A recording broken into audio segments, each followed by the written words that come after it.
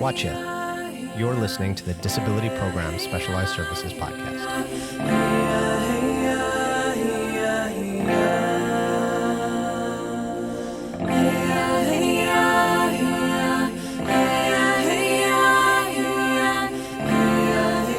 Wachiak.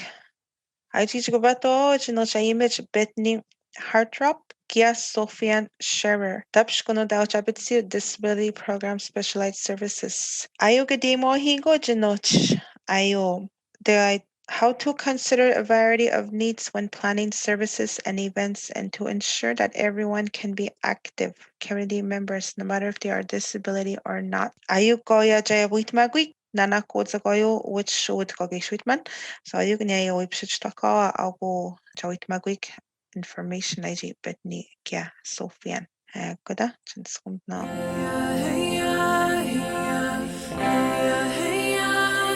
Wajia. My name is Bethany Hartrop, and I'm an occupational therapist and clinical advisor with the disability programs. Watia, my name is Sophie-Anne Scherer, and I am an occupational therapist and a clinical advisor for the Disability Program Specialized Services. Thank you for listening in wherever you are and whenever you are joining us. In March this year, in 2021, during the Disability Program Specialized Services info sessions, we talked about community and inclusion. And in the last 30 minutes of that session, we received and answered several related questions. And we really enjoyed answering people's questions and interacting in this way, but we were not able to answer all the questions that we received.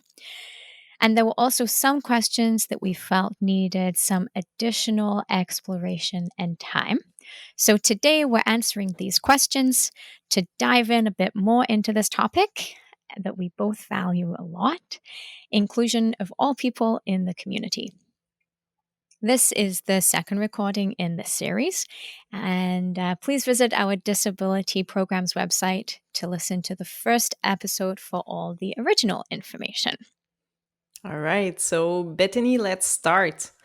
One of the questions that we received during that info session was about home accessibility in EUSG. So someone asked us, because we were talking about the importance of building new houses that would be accessible from the get-go. So someone asked, yes, okay, building new houses to be accessible is definitely needed, but what about the hundreds of inaccessible houses on territory? What do we do about those houses? Right, so this question is specifically talking about physical accessibility, and that is being able to physically use a space. So for houses that we can adapt afterwards, so that would involve implementing things like a ramp or moving furniture around so that people can move in a home easily if they're in a wheelchair or if they use a walker. And, there's a bit more space and less clutter. There are different ways to adapt a home after if a person needs it. But it would still be important to consider building homes with general accessibility and ease of use in mind for everyone. So regardless of age, regardless of condition and health condition. So that would involve things like fewer or no steps, a shower room instead of a bathtub, counters at different heights. Yeah, and Sophie-Anne, I think you had some ideas and thoughts too along those lines. Yes. And by the way, and you can have more information if you go on our website, but there are specific guidelines on how to build houses that are accessible or on how to renovate houses. So yes, it's possible to renovate houses that are already existing to make them better fit the needs of people who are living in the house.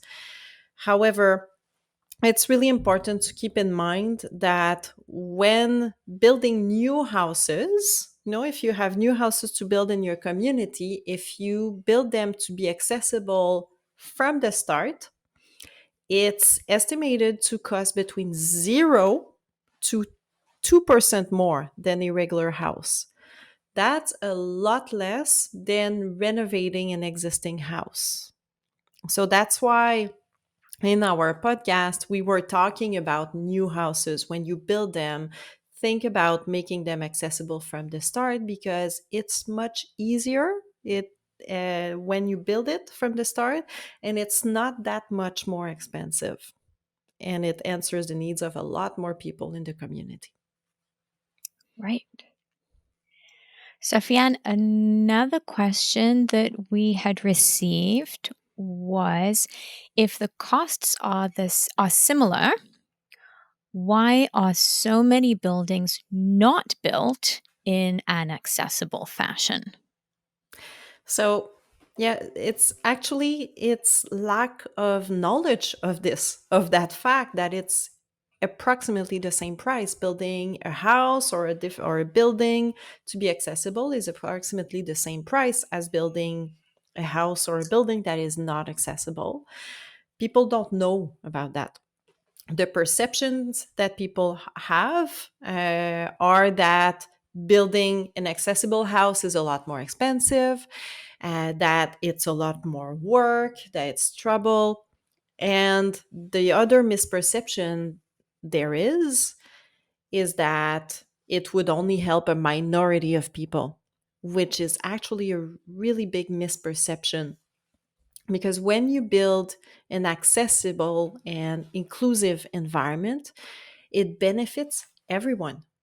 So, yes, someone in a wheelchair then would be able to access their house, get in and out, and visitors too.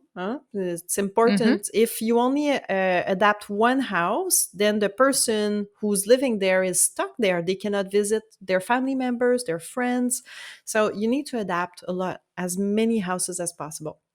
And then when you adapt, yes, it helps someone, for example, in a wheelchair or using a walker, but it's going to help elders in general who might start having more difficulty moving around. If there is a pregnant woman, she's going to have more difficulty using stairs. She might need a little bit more stability around the bathroom, getting in the shower. If you have parents with small children going around with strollers, using stairs is a lot of work. It's also going to help, having wider doors, having no stairs is going to help people who are moving furniture or carrying heavy loads. That could be anything, um, so it's and if someone suddenly breaks their leg, has an accident, even if it's temporary, if they live in a house that is accessible, their life is going to be much easier. So it benefits a lot of people. It's not just for a minority of people in the community. It's for everyone who might have at one time in their life difficulty moving around, and it's the majority of us will have at one point, could be permanent or temporary, will have some challenges with that. So it's thinking about the whole community actually. And the misperception that I mentioned before about the fact that building a house is, yes, we already clarified that it's not more expensive. It's also not that much more trouble. There are guidelines that exist that are quite clear to follow, and you can get help. There are people around. If you are working at the Ben office and you're looking for that, there are occupational therapists that can help you. There are architects that are aware of universal accessibility. You just need to find people to help you out with this, but these people exist and the knowledge exists, and it's not that complicated to find. So we have some documents, we can help with that, and there are other people who can help as well. Okay. Let's move on to another topic, Bethany. There was a question more specific to autism. We had the question saying, how can we include an adult with autism in a community that is not built with them in mind? What steps can be taken to make the community more inclusive for him? And what adjustments can be made with him to include him in activities such as activities of daily living. So, everything that we do to eat, to clean, to self-care, and also what we call instrumental activities of daily living. So, going to get the groceries, cleaning up the house, cooking. So all the activities that are necessary in our daily life. How can we help someone with autism being included in such activities and in the community in general? So, this is a great question. And I'm going to start by answering with going over with what inclusion is. And inclusion is making sure that everybody has the same opportunities to participate in every aspect of life to the best of their abilities and desires. This is a great question. It's also a really big question because everyone who has autism is different. And if anybody listened to the podcast on autism, they'll know that autism spectrum disorder is a spectrum, which means that everybody who is autistic has a different experience of what it's like to be autistic. So we cannot here in this recording give suggestions for what might work with a specific person. But what we can suggest is that as a community, we be aware that in the community there are people with autism and that autistic people be involved in planning events, that their families be involved in planning events and in community services as well. For general strategies, we can suggest visual communication for to provide the schedule in advance, and also having a quiet space available for people to just chill out and relax in if they need. And if there's any other for any other information on autism, then you can check out the autism podcasts that are on the Disability Programs and Specialized Services website. Those are available, and there was also the Q&A that was recorded as well. Good. Thank you, Bethany. And actually, maybe from the recommendations you mentioned, the visual communication. I think we have some information on our website regarding visual communication as well. And we're talking about this and about providing the schedule ahead of time and having some quiet space, because being in an event with other people can create a little bit more stress for someone who's autistic compared to someone who is not autistic. So, knowing what's going to happen in advance helps prepare and make sure that the person has what they need to feel at ease during the event. It helps decrease the fear that could be related to new or unknown situations by getting information about these. And then this can help relieve some stress. Sophie-Anne, I think I would add too to that is for any questions about what works for a specific person, best thing to do is to ask. Ask the person, ask the family. Just ask, and they'll tell you what would work. And that applies to anyone with any challenge or disability. It applies to, involve people in what you're planning. Ask them. They know what they need. Sophie-Anne, another question that we got was, how do we get adaptive recommendations? Okay. So that question, it depends on what type of adaptive recommendations you need. Of course, there are different ways of adapting. We could be talking about physical accessibility, like the first question we answered in this recording. If you might be looking for home adaptations for you to get around your house better, or you might be looking for adaptive recommendations in the services you're receiving, let's say for a child at school or for your work environment or for activities that you want to participate in. Could be hockey, could be sports or leisure, could be anything. So there are different ways to go about it depending on what you're looking for. But in general, In almost each community, you have an occupational therapist there. So that person has knowledge on adaptive recommendations. They might be able to help you out. To get services from an occupational therapist in communities, you need to start by going to the clinic, to your local clinic, and mention to the nurse or the doctor what you feel you need, and then they'll see how they can help you. They might make a referral, sorry, to the occupational therapist. That's one way. Then, depending on what you need, and you might already know what you need. Let's say you need an access ramp to your house, and that's clear for you. Maybe you can discuss it with your band office directly, if the band office is the owner of your house. And that's another thing that complicates situations. It depends on who's owning your house. So it's always best to ask to your band office or to your social services or to the occupational therapist in your community.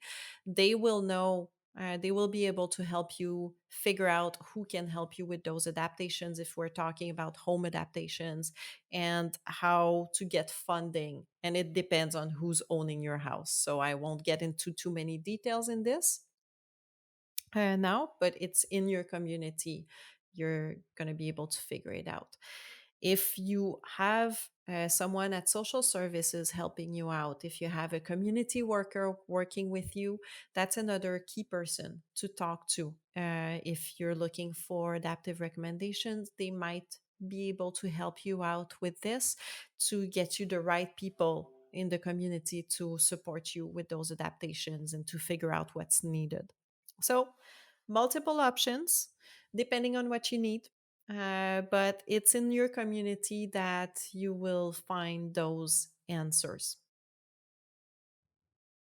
Okay, thank you. Let's move on to the last question we wanted to address today. So, we had a question regarding activities in general. Someone was asking us, what can we do for adults or elders to get them out of their comfort zone? So, let's say their home, and more willing to attend or participate in community events. Right. So, another good question. Loved all the questions that we got from our question and answer session. It's hard to start something new. So, if somebody hasn't been doing something for a long time or has been home for a long time, getting out can be quite intimidating and it can be quite overwhelming. So, it's a lot less challenging if it's something that they want to do. So, again, going back to that idea of asking what the person is interested in, what they like to do, it's going to be a lot easier. Something that they used to do before with people that they know, all of those things that make it a lot easier. That'll be very helpful for them. Getting people that they know on board as well, and asking if they would be able to help out if the person agrees as well, for you to communicate with them. Going to events that they like to go to makes a big difference.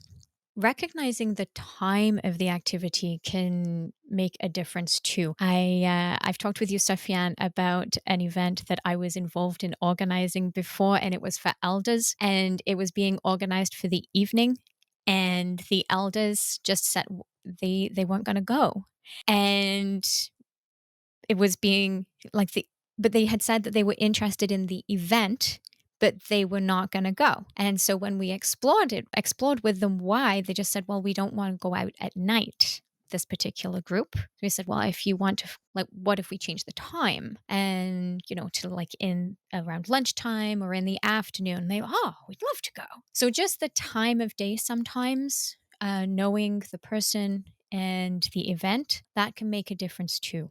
So that's something to be aware of. And really just encouraging people to participate in social and meaningful activities, trying new things, because staying at home with not much stimulation, if people are a bit more isolated, it really it risks deconditioning and losing skills that we have. We are social creatures, humans, and so it's good for us to be around people and to be out. So the more we can encourage that, the better it is.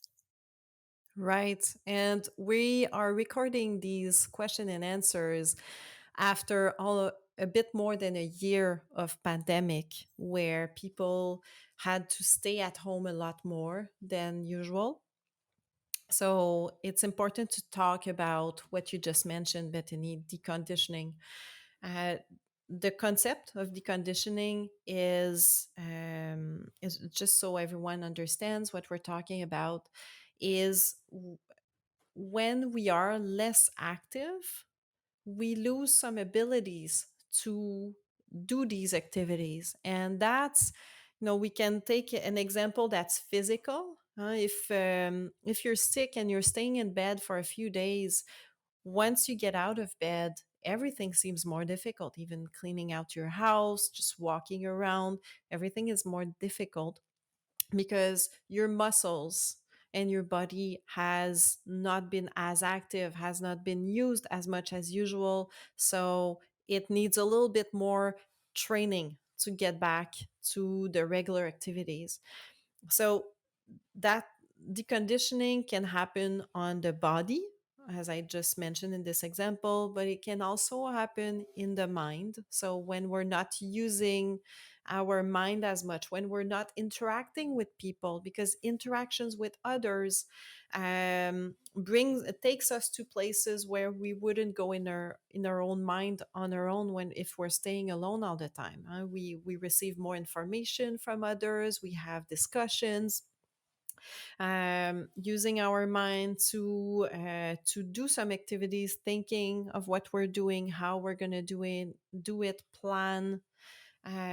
So these are all things that are really important. So deconditioning can happen in the mind, can happen in the body. Socially, we lose some abilities to interact. I know I'm an introverted person, and after a year of pandemic, I know it's going to be harder to get back into group activities and have all those conversations. I'm going to need a bit more practice. I've lost some of the skills I developed over time. Uh, that happens to all of us, but when people are a bit older, it takes more time to be able to get back these abilities when we haven't used them for a long time. It's more difficult. The body and the mind doesn't adapt as quickly to new demands. So that's why it's really important to stay active as much as possible to avoid losing those abilities. And if, like everyone else, we've all been a bit less active during that pandemic, and some people had even less chances to be active. It's important to get back into activities as much as possible. And that also has a big effect on our emotional well being. When we're not that active, we can start feeling a bit more down, less energy, less motivation. So, this is also part of deconditioning. Um, so, uh, everything that Bethany mentioned, making sure that these are activities that are interesting for the person are the key thing, and also going gradual.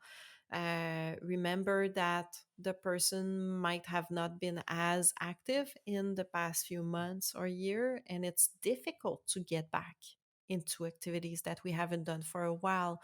So gradual is a key word.